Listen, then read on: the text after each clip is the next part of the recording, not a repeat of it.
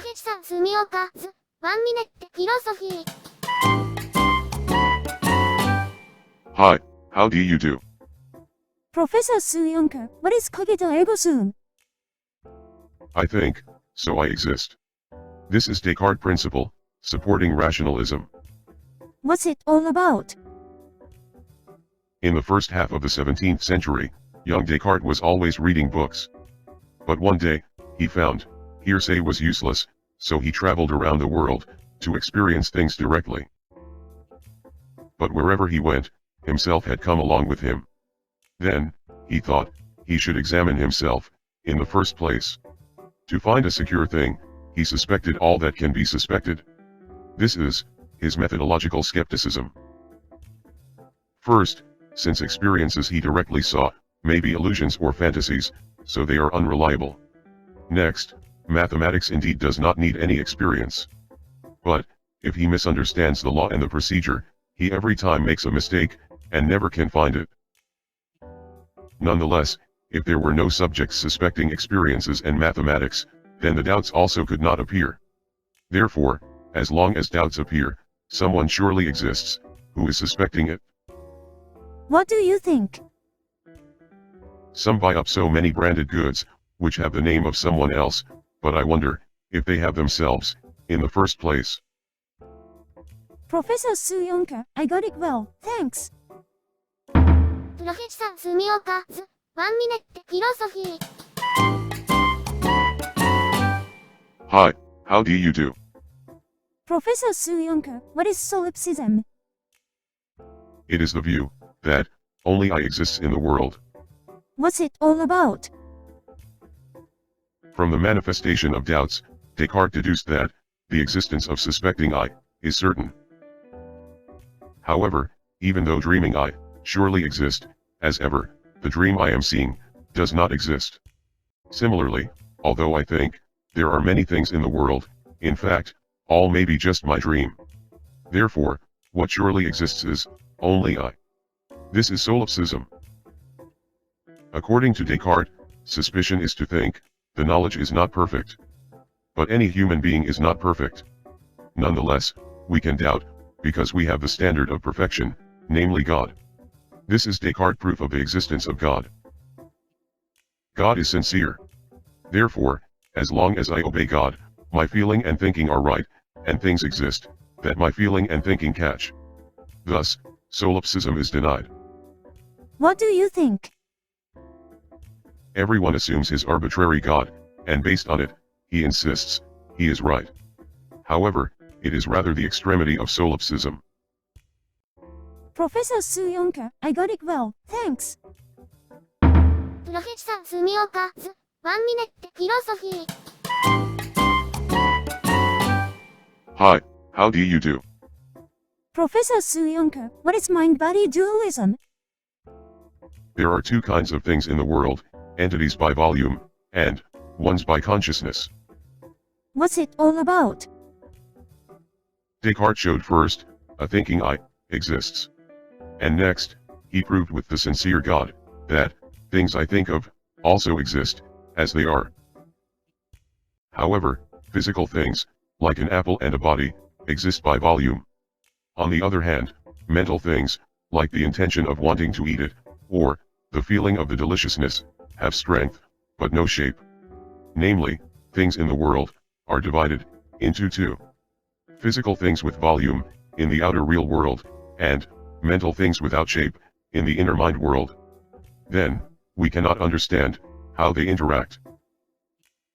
Having difficulty, Descartes explained that, the physical vibration of a small organum in brain, pineal gland, corresponds with, mental intention and feeling, and that, the organum links up with, sensory organs and the whole body, by a sort of gas, spiritus animalis. However, it was so cheap idea, as if, a loudmouth Martian, control a robot on the earth, with a tin-can phone, that, no one agreed with him. What do you think? Recently some say, a mind is a pattern of brain electricity. However, it is useless just like Descartes' theory. Professor SUMIOKA, I got it well, thanks. Professor SUMIOKA's 1 Minute Philosophy. Hi, how do you do? Professor SUMIOKA, what is occasionalism? It is a Cartesian theological view on time continuity. According to it, whatever is within the inner mind world, or within the outer real world, is just a temporal phenomenon. The next situation has to be newly recreated by the sincere God on each occasion. What's it all about? Descartes said, I think, so I exist. However, if so, when I think nothing, for example, when I am sleeping, I would disappear too. Furthermore, as long as what I thought a little while ago, and what I think now, are different, what I was, and what I am, should be also two things. Then, Descartes thought, the sincere God recreates and reconnects me, from moment to moment, like flip book, so that, I am consistent from the past to the future. This is called, successive recreation theory.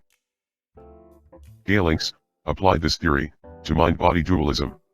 According to him, there is no direct causal relationship between the inner mind world and the outer real world. Nevertheless, every time when something happens on either side, the sincere God recreates another world, as they match each other, like dubbing voice of movie.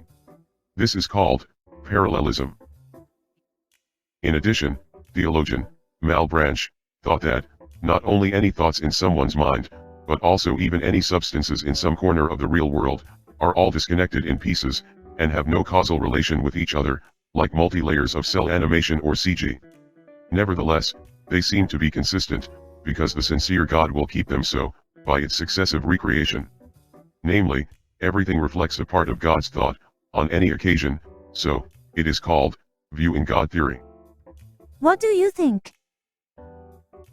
Even if a series of events seem to show some intention of God, it is often just an accident. Professor SUMIOKA, I got it well, thanks.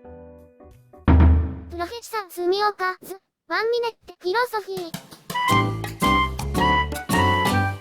Hi, how do you do? Professor SUMIOKA, what is tabula rasa? It means, a whiteboard, in Latin. Denying innate ideas, even that of God, empiricist Locke expressed our original intelligence with this word. He was also a political theorist of the Glorious Revolution in the late 17th century, and he thought, our society is similarly a whiteboard, without the beforehand given divine right of kings. What's it all about? 3 apples, 5 inches across, etc., are primary qualities of the object itself. However, red, sweet, and so on, are secondary qualities, depending on the sense of the observer. Moreover, general ideas, such as apple, may vary for every person. Nonetheless, since we get a lot of experience, and condense them by induction, general ideas will be almost the same. Therefore, we can get along well, only with our common sense. Still, since our experiences are not exactly the same, some ideas are so different, that we may be in trouble. In such a case, we entrust a part of our natural rights to a government, as a social contract. However, if the government does not work well, we may replace it with revolution. What do you think? Some say it is going well, but some say not. Our intelligence and society are always so much worse mess than a whiteboard that they will never be consistent. Professor SUMIOKA, I got it well, thanks. Professor SUMIOKA's 1 minute philosophy. Hi, how do you do? Professor SUMIOKA, what is bundle of perception? As a radical empiricist, Hume insisted, there is no I, even as tabula rasa. It is at most bundle of perceptions, such as impressions and ideas. According to him, even causality is just constant connection between ideas. What's it all about? Descartes argued that, as long as there are various thoughts, I surely exists, as the basic subjectivity. Locke also thought, before all experiences, we have a blank tabula rasa, as I. However, Hume insisted, we have only impressions and ideas, but no I. According to him, recognition is the combination, or the verification, of the impression of an external experience, and the idea of internal thought, or memory. And in internal thinking, ideas are associated in similarities, opposites, degrees, and quantities. Moreover, through an experience of external impressions, they are unified in sameness, position, and causality. However, causality is in fact just constant connection, or repetitive proximity, so that we cannot recognize the external necessity. We rather catch there a glimpse of the subjectivity of belief. What do you think? Perhaps I or personality may be rather the bundle of prejudices. Professor SUMIOKA, I got it well, thanks. Professor SUMIOKA's 1 minute philosophy. Hi, how do you do? Professor SUMIOKA, what are pantheism, deism, and immaterialism? They are inorganic theologies that appeared in modern times. In pantheism, Spinoza said, the world is God itself. As deism, Newton thought, natural law ruling the world is God. Furthermore, as immaterialism, Berkeley insisted, all things are what God makes us perceive. What's it all about? In Christianity, both Catholics and Protestants, since the world is just a creation, it is absolutely distinct from the Creator God. However, Spinoza began to say, Deus sub natura, the world itself is a God, as pantheism. The only entity God has a great variety of natural attributes, such as electric waves, magnetic force, radioactivity, and so on. But, among them, we human beings can only recognize its ideas and bodies. Originally, they are attributes of the same entity God, so they always coincide in parallel. On the other hand, Newton thought that the world is just a dead body, and that God gave the world the natural law to make it move, or that the natural law ruling the world is the very God. For him, natural science was sublime theology, to know God more than the Bible. Developing Malebranche's idea, Berkeley insisted esse est percipi, existence is to be perceived. Certainly, perceiving I exists, but what I perceive is what God gives passive I. Namely, only God is a real active entity, and everything exists in fact, within God's thought. With this idea, he believed that he had solved the Cartesian solipsism problem. What do you think? Even now, some say the world has inevitability. Even when we erase the name of God, we would never be able to escape from the idea of God. Professor SUMIOKA, I got it well, thanks. Professor SUMIOKA's 1 minute philosophy. Hi, how do you do? Professor SUMIOKA, what is monadology? It is Leibniz's worldview against Newton's vacuum space. According to him, the universe is an order of powered points, and they reflect respectively the same world, imaged by God, so that they seem as if they cooperate. What's it all about? Aristotle said, natura abhorrent vacuum, nature hates a vacuum, and thought that the space is filled with transparent material, ether. Descartes also followed his repletion theory, and thought that Almighty God can divide any particles and the space infinitely smaller. Along this idea, Newton and Leibniz found infinitesimal calculus simultaneously, and disputed which was the true first inventor. However, against Descartes, Gassendi revived ancient Epicurus theory that the world consists of a vacuum, and combinations of indivisible particles, atoms, and various chemical experiments had also certified the theory as probable. As the result, Newton got to think that the universe is a vacuum space, and explained the geometrical nature of the universe by the remote gravitation in Principia. As deism, he thought that the vacuum space, knowing the position and movement of everything, and operating them along the natural law, is the very God. On the other hand, with hostility to deny the vacuum space and the remote power in Newton's theory, Leibniz also abandoned Aristotle-Descartes repletion theory.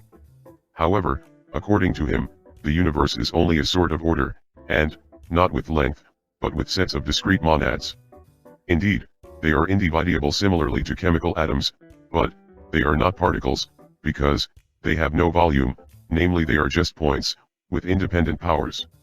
Like theories of Malebranche and Berkeley, they remember the same world imaged by God, and express independently themselves, by respectively reflecting it, so that they seem without mutual relation, as if they cooperate, and as if there is a remote power. He called the phenomenon pre-established harmony. What do you think? The confrontation between Newton and Leibniz is in fact just the difference of aspects between macro and micro. After them, Fichte, Schelling, Hegel, Marx, and others argued, which is more active. Although we monads live under the rule of our society is what we monads are making. Professor SUMIOKA, I got it well, thanks. Professor SUMIOKA, 1 minute philosophy. Hi, how do you do? Professor SUMIOKA, what is NEO-CONFUCIANISm? It is Zhu new interpretation of Confucianism, in the latter half of the 12th century. He took Taoism into Confucianism. Although we human beings are in nature good under the rule of yin-yang, namely light and shadow, we are disturbed by the terrestrial 5 materials, namely, wood, fire, soil, metal, and water. Therefore, he advocated that, by devoting ourselves to honesty, not to be disturbed by materials, we should make ourselves into ideal models of human beings. What's it all about? Reality does not work, just as same as the reason of yin-yang. Originally, all people are equal, but in reality, there are various disparities among people. These differences come from disorder of materials. So, Zhu thought that, we should rationalize our reality. To this end, he recommended the 8 steps of cultivation in a classic Confucian text, Great Learning. 1. Acquire experience. 2. Get knowledge. 3. Be sincere. 4. Think honestly. 5. Keep discipline. 6. Manage a house. 7. Engage in politics. And 8. Rule the world. In other words, we should study truth, correct ourselves, and be an ideal model for people. Thus, we can make reality rational. He said, anyone can be a saint governor, just if he studies hard. Capable persons who crave positions, desperately hung onto his simple method. On the other hand, in Japan during the Edo era, Neo-Confucianism was adopted as the official philosophy for noble samurai. The age of wars was gone, and it became the new raison d'etre of samurai, to be an ideal model for people. What do you think? If reality does not match reason, then, not reality, but the reason is wrong. If you ignore reality, and force it to be rational, you only make it worse. Professor SUMIOKA, I got it well, thanks. Professor SUMIOKA, 1 minute philosophy. Hi, how do you do? Professor SUMIOKA, what is YANGMINGISm? It is an interpretation of Zhu's Neo-Confucianism, by Wan Yangming, around 1500s. Although, Zhu seemed to have regarded the terrestrial 5 materials as the cause of the disturbance. According to Wan Yangming, they are in fact good as nature. To set them in the right way, we should cultivate our sympathy for the unity of all things and all people. What's it all about? In nature, the world is built to work well. Nonetheless, if it does not go well for you, it is because you do not do what you should do, or because as the world driver, you lack a heart for the whole world. So, Wan Yangming advocated expanding on-job training from yourself to the world. That is, first, you must ask and confirm everything. Next, you should gather good wisdom more. And after that, you have to keep the world in its original good state. Here, as well as farmers want harvests, it is also reasonable that merchants seek gains. The world driver should have a wide heart to consider the realization of every hope, of all things and all people, as mine. His interpretation was initially criticized as a fake of Zhu. However, it rather resembled Mencius, the legitimate successor of Confucius.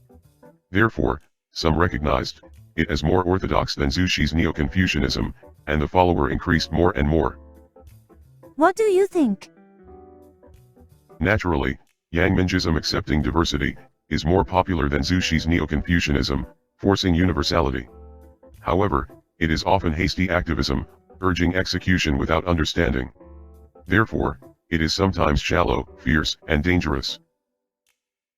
Professor SUMIOKA, I got it well, thanks. Professor SUMIOKA, 1 minute philosophy. Hi, how do you do? Professor SUMIOKA, what is ZEN?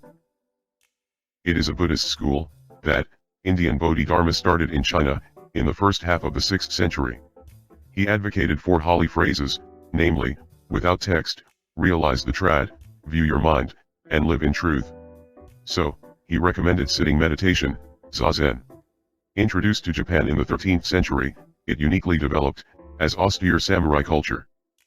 What's it all about?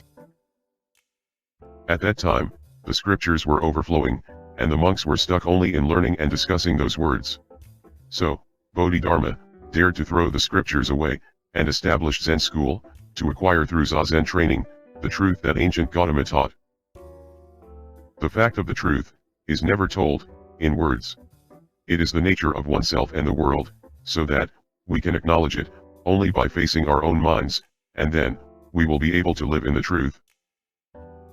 This innovative Buddhist school was popular, although after that, the anti-traditionalism and the anti-logicism became rather so rigid traditions and logic, that it declined in the 13th century.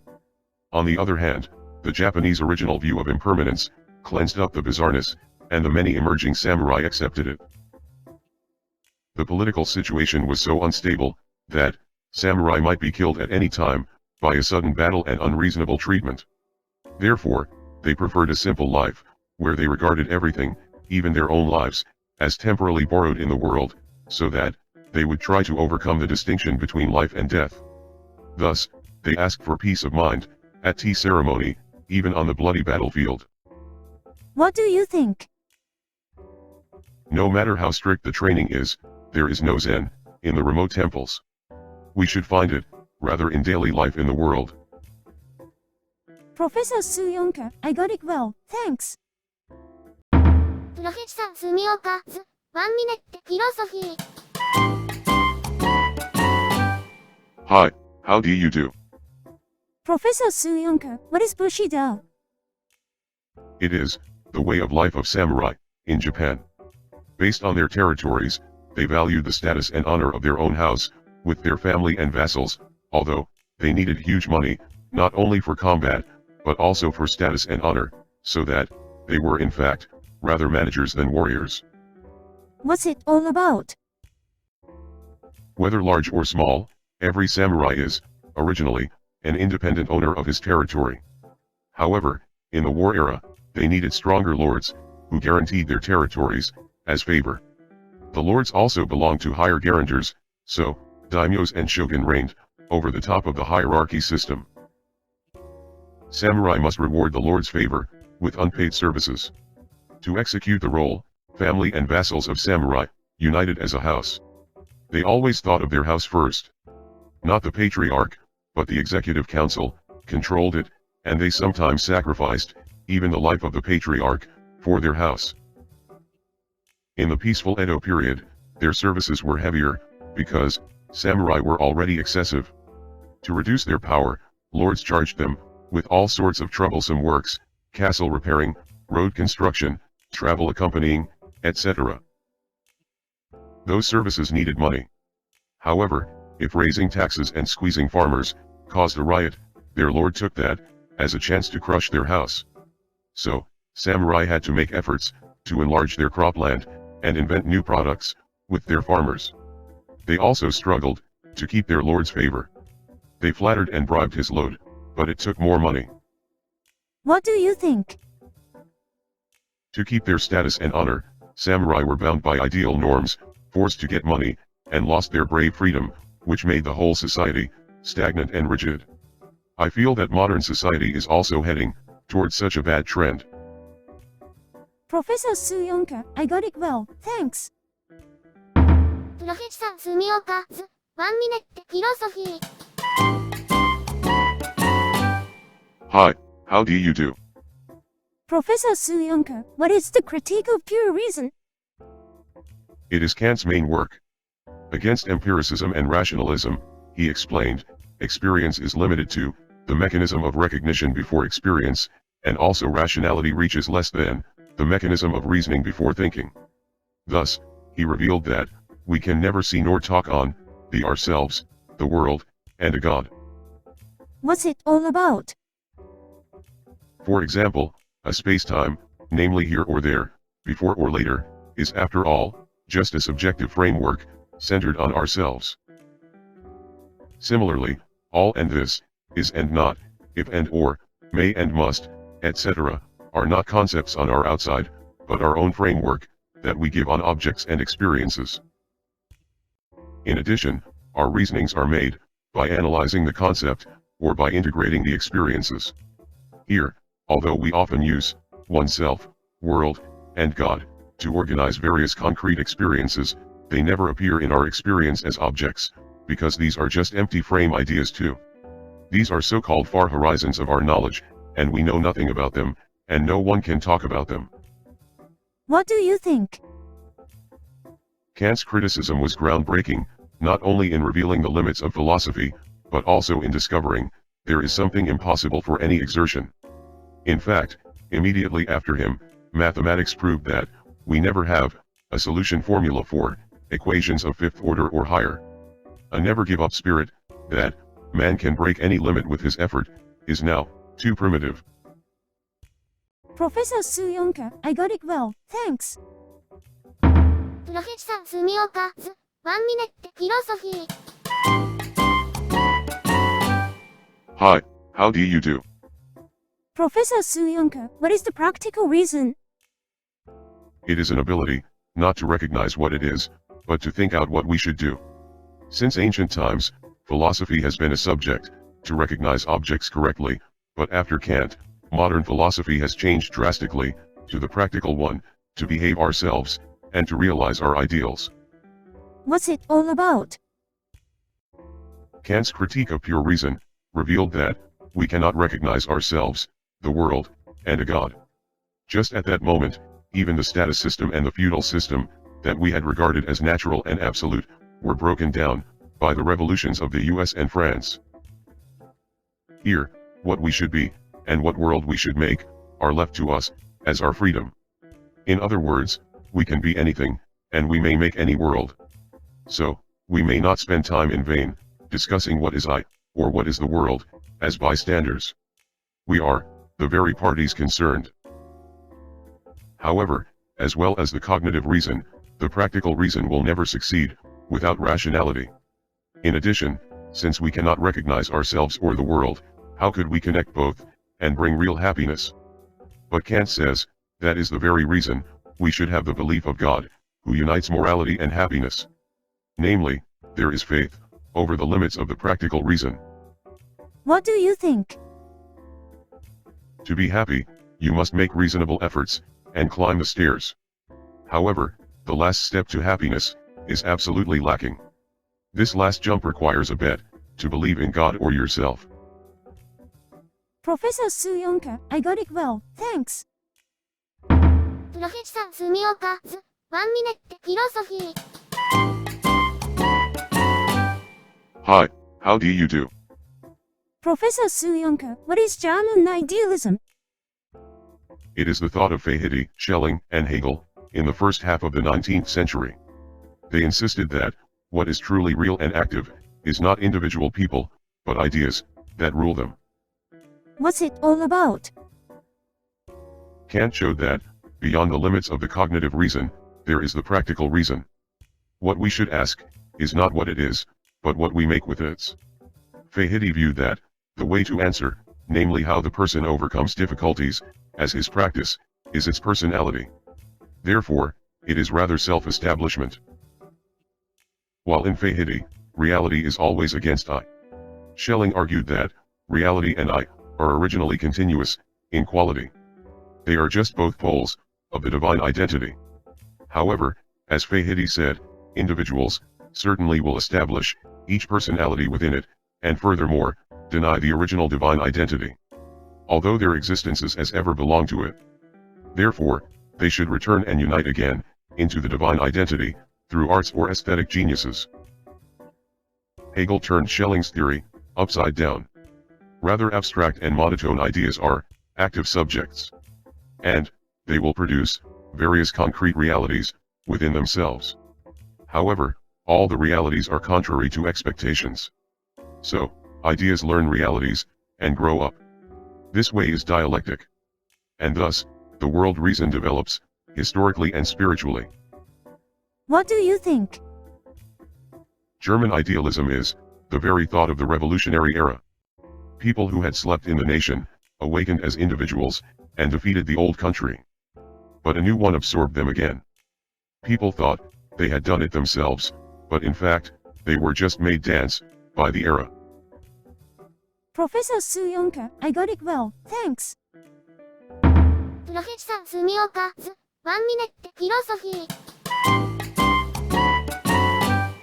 Hi, how do you do? Professor SUMIOKA, what is Hegel's dialectic? It is a mechanism in which an abstract empty idea produces concrete examples in the real world, learns empirically, and progresses to the truth. What's it all about? For example, at first, a girl may dream of a cool boy on her own. This is Anxiety, namely, within her. But someday, she begins to get along with actual boys, although any of them disappoint her. This is Führerzihi, namely, against her. And eventually, she realistically understands what a boy is. This is An und Führerzihi, namely, within, but against her. In the revolutionary era, Hegel found that the world also develops with similar empirical learning. Before the revolution, we were full of hope for freedom, equality, and fraternity. However, the actual one only brought us terrorism, assassinations, and riots. After all, we have accepted an odd dictator who is regarded as an embodiment of freedom, equality, and fraternity. That is not only revolution. The world comes up with something fascinating, one after another: democracy and capitalism, railways and cars, radio and television, internet and virtual currency. We try them, but the realities are always not so sweet. Nevertheless, just through these hurts, we understand them, and get smarter. According to Hegel, though, the true actual subject is, in fact, not us, but the world. It tries experiments, while we human beings are only the material for it. Although we think we do it ourselves, actually we are just made dance by the world reason. For the world reason, anyone else is also good. What do you think? There are so many people who want to be heroes of the age. However, they just get drunk and swung with the wasteful fashions, and at last lose their own happiness. We should know the evil craft of world reason. Professor SUMIOKA, I got it well, thanks. Professor SUMIOKA's 1 minute philosophy. Hi, how do you do? Many textbooks say the early modern European philosophy developed in the confrontation between British empiricism and Continental rationalism. According to them, Francis Bacon, Locke, Hume, and some others are the former representatives, while Descartes, Spinoza, Leibniz, and some others are the latter ones. However, such a history may be a forgery, made by German academicians, who, cashing in the confrontation between the UK and France, after the Napoleonic Wars, would set up Kant and his followers as the consummators of philosophy.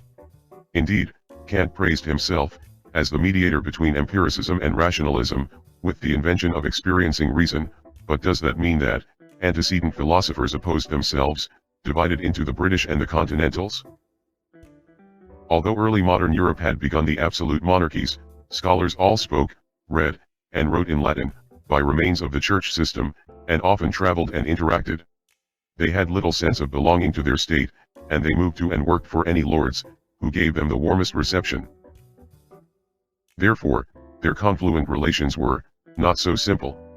The idea of independent atomic individuals with natural law, by a disciple of Francis Bacon, Hobbes in England, gave inspiration to Gelinckx, Malebranche, and Leibniz, on the side of the Continental.